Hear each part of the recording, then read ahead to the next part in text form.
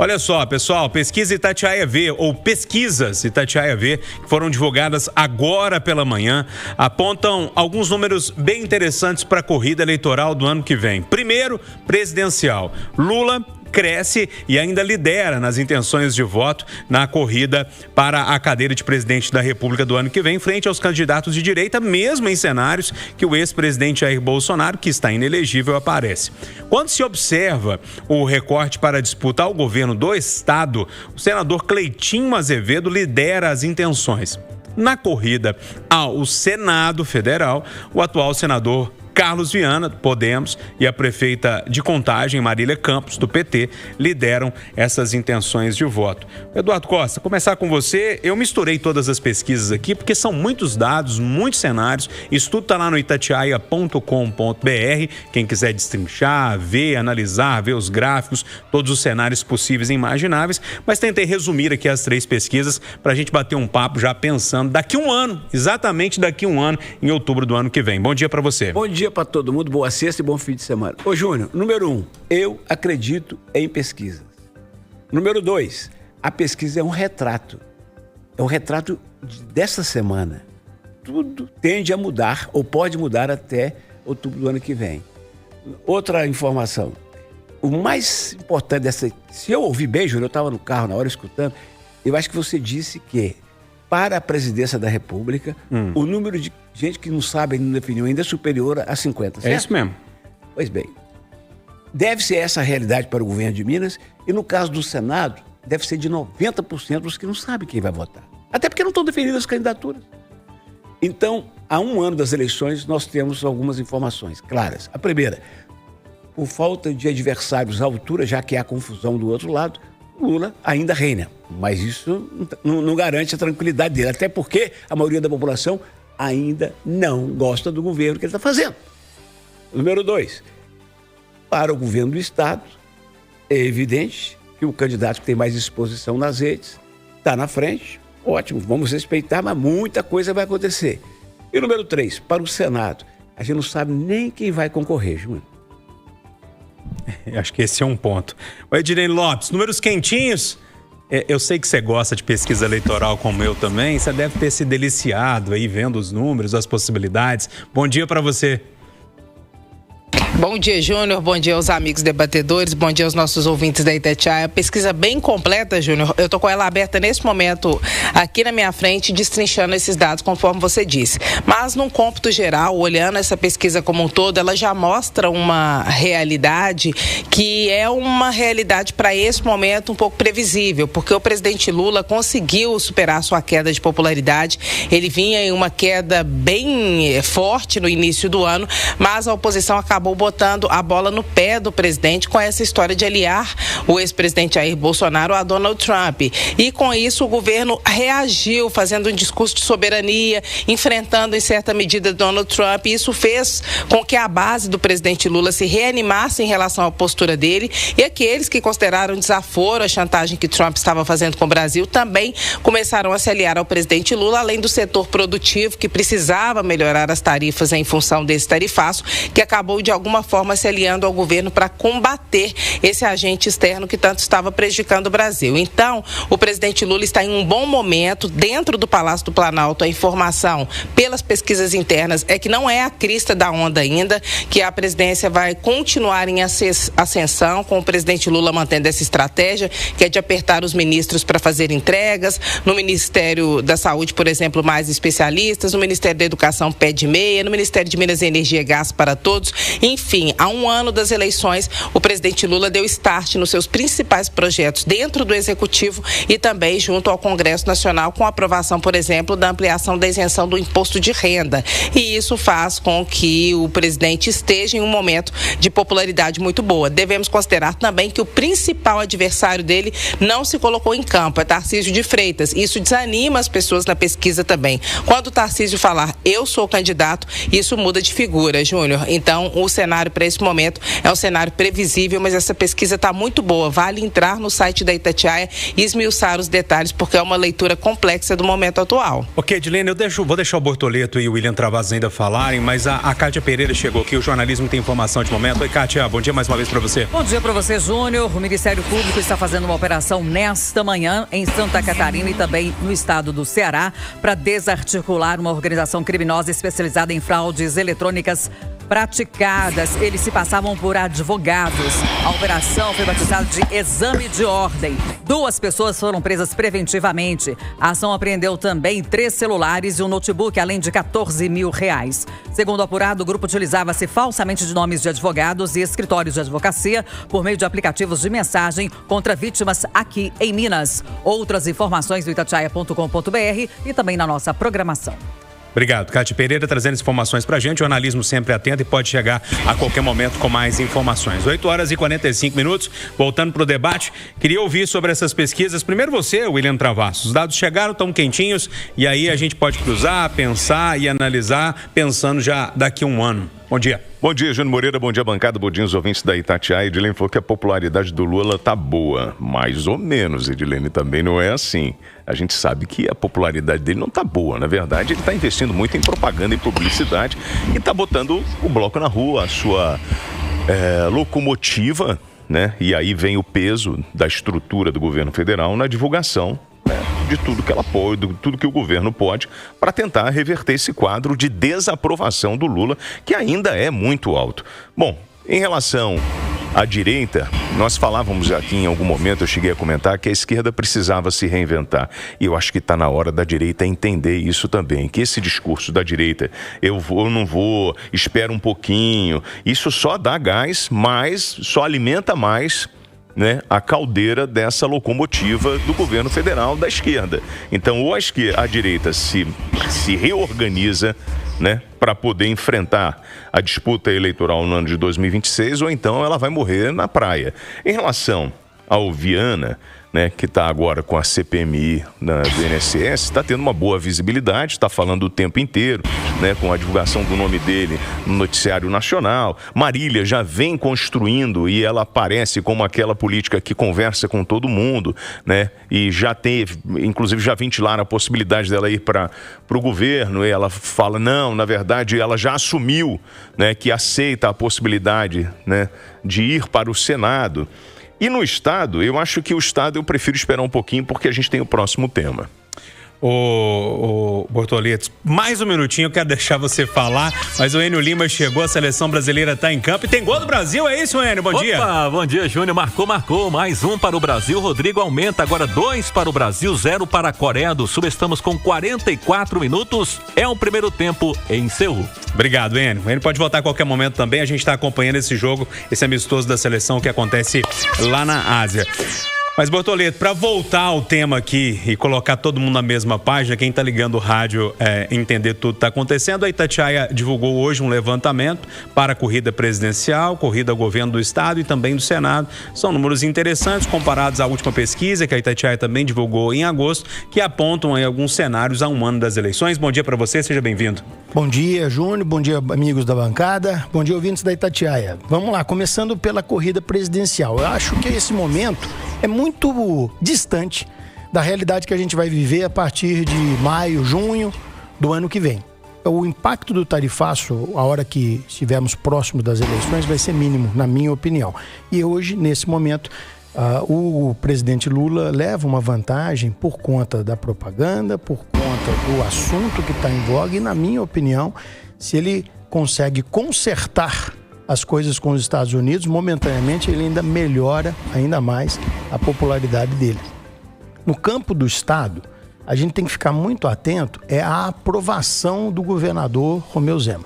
Isso sim vai ser determinante na hora da definição de todos os candidatos. E aí eu acredito que esse quadro pode mexer bastante. Talvez o senador Cleitinho, se efetivamente vier a ser candidato, possa vir a ter já apresentado aqui um teto de conhecimento do público. E no Senado, meus amigos, é um ambiente de composição estratégica.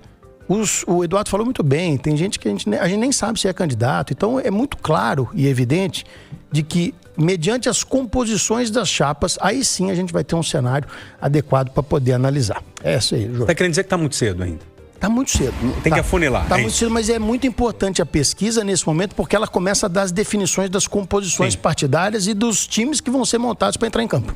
Dos acordos, é isso que você está falando? Não, mais do que acordo, sabe? Dá para falar assim, você é legal, vem para mim então, assim, não, além de ideologia, é isso? Você compõe a minha estratégia, você tem como efetivamente fazer com que eu me apresente melhor ao público, entendi. Dentro do meu planejamento de mandato, você vai ser um verdadeiro aliado. É mais... Bortoleta, a gente sabe que o centrão agora é aquele, né? Que ele vai abraçar a esquerda, vai abraçar a direita. Melhor, vai abraçar mais a direita, mas lá na reta final, e a gente conversava isso nos bastidores, o que o centrão vai fazer? Vai pular para onde? Não pula para a esquerda? Ele vai para o lado lá mais forte. O centrão vai tentar agora se aproximar de todo mundo para poder ganhar espaço. Eu não cravaria isso 100% ainda não. Eu também estou achando cedo. Arrematei, Eduardo. Aqui no plano estadual, o Bortolete chamou atenção para algo muito importante. Gente, eu tenho ouvido muita gente falar, o Matheus não tem futuro, o Matheus tem... Gente, ao contrário do Lula, o Zema tem mais de 60% de aprovação. Se o Matheus fizer as composições que quem está no governo consegue fazer, e tiver um bom tempo de televisão, com o Zema do lado, mostrando realização, e tem, muda tudo. E a rejeição do Matheus, será que ele tem? Mas quem disse que ele tem rejeição? Não, eu tô perguntando. Eu fiz uma pergunta. Será que ele tem? Não. Ele é pouco conhecido. Você sabe qual que é o desafio? Ele é tipo o Alckmin, aquela coisa de água de salsicha, chuchu, picolé de chuchu, essas coisas? O desafio dele, o grande desafio dele, o Travasco, é se apresentar ao grande público. E o Zema pode cuidar disso, dizendo que ele foi um baita do gestor durante o Zema. O Matheus... Para o Zema, é uma Anastasia para o Oeste, sabia? E deixa eu só fazer, quando eu falo esse picolé de chuchu, essa coisa não é uma coisa pejorativa não, tá?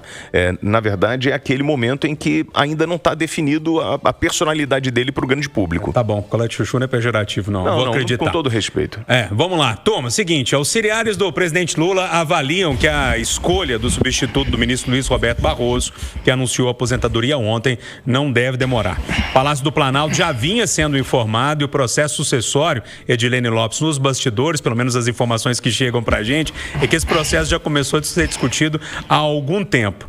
Tem alguns nomes na jogada, eu vou citá-los aqui, pelo menos os que eu ouvi, e deixo à vontade você que está em Brasília para dizer se é por aí ou se tem mais algum nessa parada toda aí. Primeiro, Jorge Messias, que é o advogado-geral da União, tem o senador Rodrigo Pacheco, mineiro, ex-presidente do Congresso Nacional, e também aparece correndo por fora Bruno Dantas, que é ministro do TCU. Tem mais algum nome aí que está sendo estudado? Esses são os nomes mais fortes no momento e há algum tempo, Júnior Moreira. Por isso, a decisão do ministro Luiz Roberto Barroso não foi nenhuma surpresa.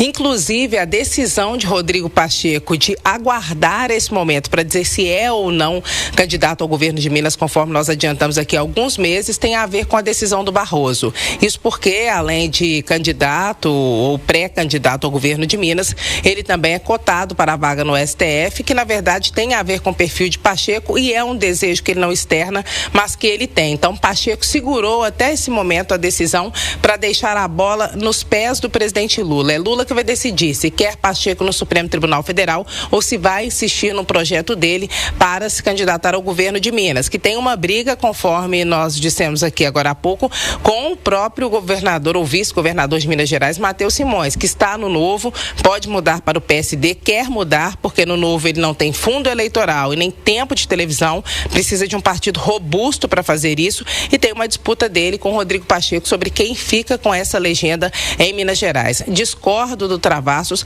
não acho que o Matheus Simões é um picolé de chuchu. Picolé de chuchu é quando a pessoa é amena, é sem graça, é diplomática ou algo desse tipo. O Matheus Simões, ele é combativo, ele tem pimenta, molho na guerra política, ele briga, ele entra na polêmica. O que o Matheus Simões não tem, precisa conseguir, é voto. E eu concordo com o Eduardo Costa, ele está para o governador Romeu Zema, como estava a Anastasia para Aécio Neves, guardadas as devidas proporções e também capacidade de articulação política. Mas é isso, é um sucessor que pode se fazer dependendo da conjuntura, porque se o Cleitinho for, as chances no Matheus Simões ficam praticamente zeradas, porque é um nome que tem voto e que tem muita popularidade. E Júnior, rapidamente aqui, o Nelson Messias é o favorito do presidente Lula. Ele, vamos lembrar, era o coordenador de assuntos jurídicos jurídicos da ex-presidente Dilma Rousseff e ficou conhecido por aquele áudio da Operação Lava Jato que vazou do Bessias. Ele foi a pessoa que levou o recado do presidente Lula, o papel, a procuração, o termo de posse para que Lula virasse ministro e escapasse da prisão, que acabou não acontecendo, Júnior. Eu estou ansioso para falar, mas eu quero te fazer uma pergunta antes de começar seu raciocínio. Pode ser? Pode. Se você fosse Rodrigo Pacheco hoje, você aceitaria, você preferiria disputar o governo de Minas ou uma vaga no Supremo? Se quer tranquilidade, se quer estabilidade, nem é o caso dele, que já era cara milionário antes da política, é o Supremo, né? Agora, se quer deixar um legado, é o governo. É difícil, né? A cabeça dele. Eu escolheria o Supremo. Tá, mas vai lá. Traz a sua tese aí. Primeiro, deixa eu te dar... Agora que a gente está com as câmeras aqui ligadas, as pessoas que estão na live devem ter visto eu atendendo o Zap. Olha pra você ver. Jornalismo é assim, Eduardo, é quente, é na hora. O cidadão mandou usar pra mim aqui dizendo o seguinte: Eduardo, você está correto ao dizer que não se sabe quem são os candidatos. Estou indo para o trabalho, ouvindo conversa de redação e avisa aí. E se eu resolver? Eu sou forte ou não? Sabe quem é o cidadão? Pedrinho BH. Aí, ó. É forte ou não é? É forte. Mete nisso, rapaz. Então vamos esperar. Ô, Pedrinho. Tem metade do estado aí que votaria. Brinca pra ver. Ô, gente, o seguinte. Pelo pouco que tenho lido, visto, primeira coisa, acho que há uma unanimidade aqui de que o Lula não deve passar do fim de semana. Sabe por quê? Imagina a pressão que ele tem. Então, quanto mais rápido ele ficar livre da pressão, melhor. Como ele já sabia há 2 anos, o Barroso disse que 2 anos atrás, na posse dele, disse pra ele, então ele já sabe quem é. Todo mundo está dizendo, e faz sentido, que Jorge Messias larga na frente. Por quê? É só ver quem que o Lula nomeou. Ele nomeou o advogado dele e o braço político dele da história toda, Dino e Zanin. Então é natural que se espere que seja o Jorge Messias. Ocorre que Rodrigo Pacheco é o preferido do Senado, do presidente do Senado, Davi Alcolumbre. Lula já perdeu a Câmara, e anteontem aquela votação lá, ou não votação, foi o retrato. Ele não pode perder o Senado. É no Senado, por exemplo, que ele vai aprovar o nome de quem ele indicar. E o Lula também confia no Pacheco, que pagou um preço alto por garantir a governabilidade dele enquanto presidente do Congresso. Como disse a Edilene, por fora corre o Bruno Dantas, que é um moço mais novo, que é ministro do TCU e que tem muito trânsito junto ao Legislativo. Esse é o trunfo dele. Por último, Júnior, ninguém está falando, mas um passarinho bem informado de Brasília me contou que tem um outro nome forte, viu? O nome dela é Maria Elizabeth, sabe quem? Maria Elizabeth Rocha. Poucos brasileiros sabem quem é. É uma mineira nascida em Belo Horizonte que recentemente assumiu a presidência do Superior Tribunal Militar.